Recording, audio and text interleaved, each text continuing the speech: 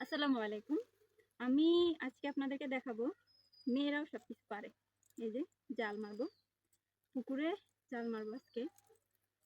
আবার অনেকে বলবে যে কপি করি। এটা আমি আমার যখন ক্লাস 3 তে পড়ি তখন থেকেই জাল মারতে পারি। এটা আমি আমার আব্বুর থেকে শিখছি। তো সবাই দেখতে থাকেন আজকে কিভাবে জাল মারি।